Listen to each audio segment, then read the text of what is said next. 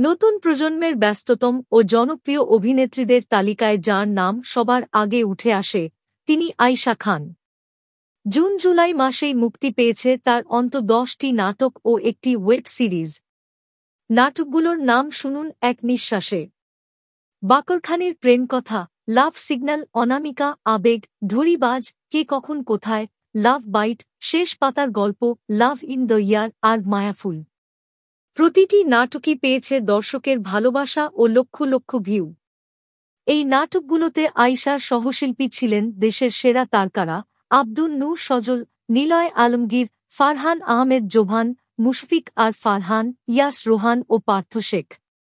আয়শা বলেন, আমি কিন্তু নির্দিষ্ট কোনো অভিনেতার সঙ্গে জুটি বাঁধিনি। সবার সঙ্গে কাজ করার সুযোগ হয়েছে, আর গল্পগুলোও ছিল ভিন্ন স্বাদের। ঈদের পর থেকে এক-একটি নাটকের জন্য 4 থেকে 7 দিনের শিডিউল দিয়েই দারুণ ব্যস্ত সময় পার করছেন তিনি। ওয়েব সিরিজ কানাগুলি অন্যরকম থ্রিলার মুক্তি পেয়েছে 3 জুলাই ওটিটি প্ল্যাটফর্ম বঙ্গতে। গল্প, শহরের একের পর এক নারী হত্যা। কে এই খুনি? উত্তেজনায় ভরপুর এই গল্পে আয়শার অভিনয় নিয়ে চর্চা হয়েছে সোশ্যাল মিডিয়ায়ও। আয়শা বলেন, এটা আমার প্রিয় কাজগুলোর একটি। সিরিজ মুক্তির পর সহশিল্পী থেকে শুরু করে দর্শক সবাই প্রশংসা করেছেন। চলচ্চিত্রের ভবিষ্যৎ পরিকল্পনা। গত বছর 2টি সিনেমার শুটিং শুরু করেছিলেন আয়শা।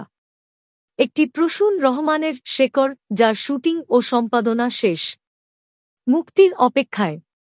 অন্যটি সোহেল আরমানের সংবাদ, যার প্রথম লটের কাজ শেষ, বাকি লট নিয়ে সিদ্ধান্ত প্রযোজকের হাতে।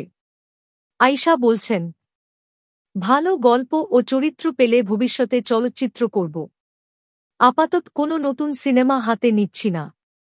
বিজ্ঞাপন থেকে নিজেকে সরিয়ে নিয়েছেন কেন?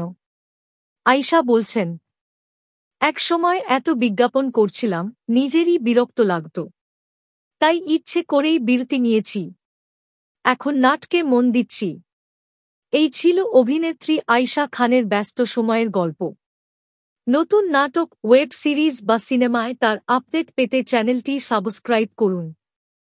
আর ভিডিওটি যদি ভালো লাগে একটা লাইক ও শেয়ার দিয়ে দিন। আপনার প্রিয় নাটক বা চরিত্র কোনটি?